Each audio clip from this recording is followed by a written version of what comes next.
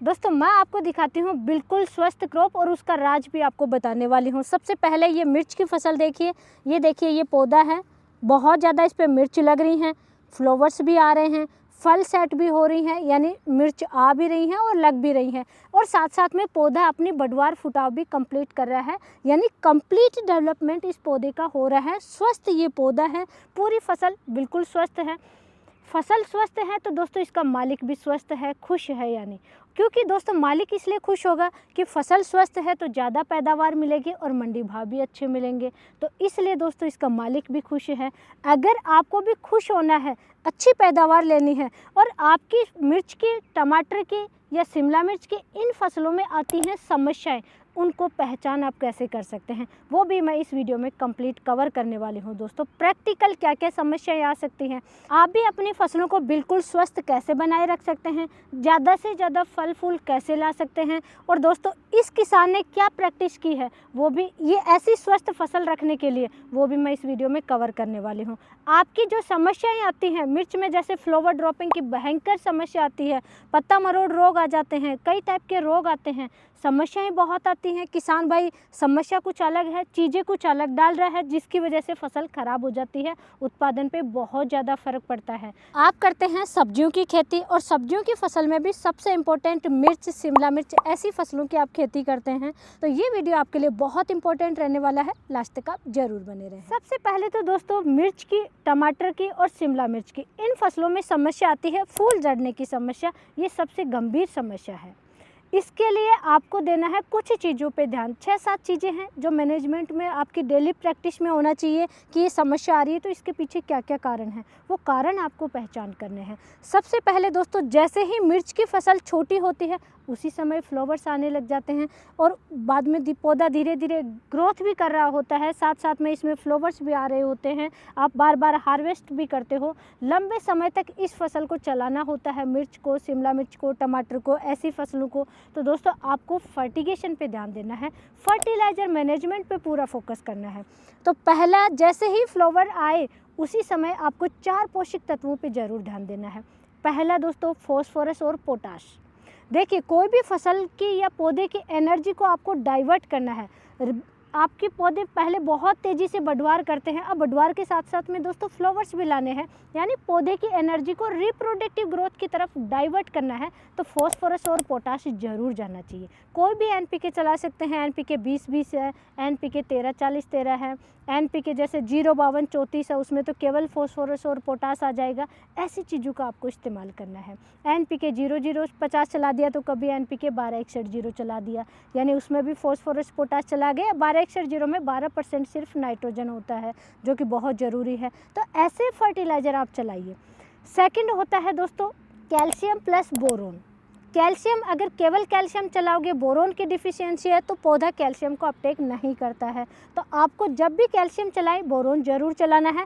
Calcium nitrate boron, ऐसा नहीं है दोस्तों कि बहुत ज़्यादा फ्लावर्स आएंगे, फल सेट होंगे तब मैं चलाऊंगा, नहीं दोस्तों, आपको बढ़वार फुटाव के समय जैसे ही पहला फूल दिखे आपको कैल्शियम बोरोन को ज़रूर चला देना है, कम से कम एक बार तो ज़रूर इस्तेमाल करना है। दोस्तों ये 4 चीज़ों का आपको ज़रूर ध्यान रखना है, फॉस्फोरस, पोटाश, कैल्शियम और बोरोन। उसके बाद में सेकंड जो समस्या आती हैं फसलों में, सब्जियों की फसलों में, वो बड़ा रीजन होता है दोस्तों स्ट्रेस। देखिए पहले ठंड थी, अभी एकदम से इंडिया का आप भी देख रहे हैं टेम्परेचर बहुत ज़्यादा बढ़ रहा है, कहीं पे दिन में ज़्यादा गर्मी है, रात को टेम्परेचर कम होता है, दोपहर में बहुत ज़्यादा टेम्परेचर हाई है। बेड द्वारा आप खेती कर रहे हैं तो पानी भी सिर्फ इसी पे जाएगा, बीच में पानी आप चलाओगे नहीं जहाँ पे पानी की कमी है, यानी कि किसी भी रीजन से पौधा स्ट्रेस में जा रहा है। कोई इंसेक्ट का अटैक हो गया, फर्टिलाइज़र कोई कम दिया है, ज़्यादा दिया है, पानी कम ज़्यादा दे रहे हैं, किसी भी रीजन से फसल स्ट्रेस में जा सकती है, तो अपने पौधे को पहचानना है दोस्तों। अगर पौधा अलसा लग रहा है तो सबसे पहला काम है उस फसल को स्ट्रेस में जाने से बचाना है आपको, और बचाने के लिए एक ही तरीका है, सबसे बेहतरीन तरीका है, कोई भी एनपीके चला रहे उसके साथ में आपको चलाना है एमिनो एसिड। बायोस्टिमुलेंट की तरह काम करता है, फसल की पत्तियां मजबूत रहती हैं और फसल स्ट्रेस में नहीं जाती हैं एमिनो एसिड से। ये सेकंड आपको ज़रूर ध्यान रखना है मैनेजमेंट में, स्ट्रेस में जानी ही नहीं चाहिए आपकी फसल, अगर चली गई जो नुकसान हुआ उसकी भरपाई आप नहीं कर पाओगे। थर्ड दोस्तों मिर्च, टमाटर, शिमला मिर्च, इनका ही मैं बार बार डिस्कस कर रही हूँ क्योंकि ये फसलें लंबे समय तक आप चलाते हो, इसलिए मैं इनका बार बार डिस्कस कर रही हूँ। इन फसलों में दोस्तों इंसेक्ट और डिजीज, इनको कंट्रोल करके रखना है, ये मैनेजमेंट आपको ज़रूर रखना है। मिर्च में, शिमला मिर्च में, टमाटर में जैसे ही टेम्परेचर हाई गया है, एक तो सबसे ज़्यादा थ्रिप्स का अटैक होता है दोस्तों, सेकंड माइट्स, मकड़ी का अटैक भी बहुत ज़्यादा देखने को मिलेगा और रोग भी दोस्तों आ जाते हैं। तो ऐसी फसलों में दोस्तों ये आपको ज़रूर कंट्रोल करके रखने हैं। ऑलरेडी थ्रिप्स है, माइट्स है या वाइट फ्लाई है, इनको कैसे कंट्रोल करके रख सकते हैं, मेरा डिटेल वीडियो है, बहुत सारे मैंने उसमें इंसेक्टिसाइड डिस्कस किए हैं, तो वो आप वीडियो देख लेना, वही आपको इंसेक्टिसाइड यूज करने चाहिए।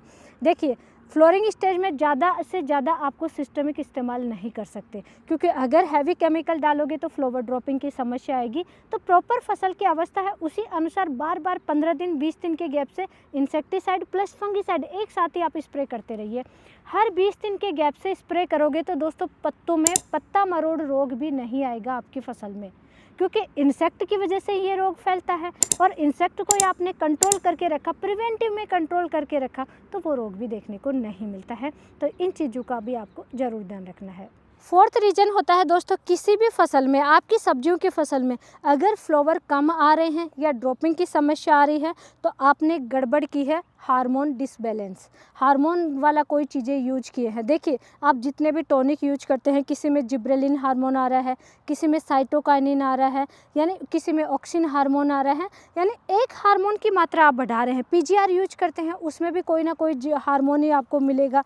तो जितने भी टॉनिक पीजीआर यूज कर रहे हैं, जिसमें भी प्लांट हार्मोन आ रहा है, उसका इस्तेमाल करने से आपको बचना चाहिए। अगर फसल स्वस्थ है, नेचुरल रूप से दोस्तों फीमेल फ्लावर आ रहे हैं, तो ना तो आपको पीजीआर का इस्तेमाल करना है, ना ही टॉनिक का इस्तेमाल करना है।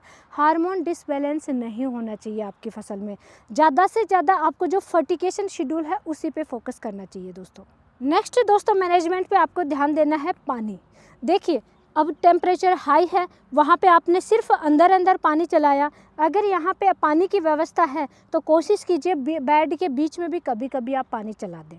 पानी बहुत ज़्यादा भी नहीं चलाना है जैसे फ्लावर्स आए, और बहुत कम भी नहीं चलाना है। साथ में आपके खेत का टेम्परेचर भी मेंटेन होना चाहिए। जैसे राजस्थान में बहुत ज़्यादा गर्मी पड़ती है तो हमें बेडों के बीच में भी पानी थोड़ा थोड़ा चलाना चाहिए ताकि टेम्परेचर मेंटेन हो।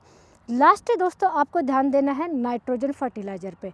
बडवार फुटाव के समय नाइट्रोजन बहुत अच्छा चला सकते हैं, लेकिन जैसे ही फ्लोरिंग स्टेज शुरू हो जाए नाइट्रोजन पे आपको कंट्रोल करना है, ज़्यादा नहीं चलाना है। तो इस तरीके से ये मैनेजमेंट है, इनका आप ज़रूर ध्यान रखिए। और ऐसी ही नॉलेजफुल जानकारी के लिए वीडियो को लाइक कीजिए, चैनल को सब्सक्राइब कीजिए, ज़्यादा से ज़्यादा किसान भाइयों तक शेयर ज़रूर करें।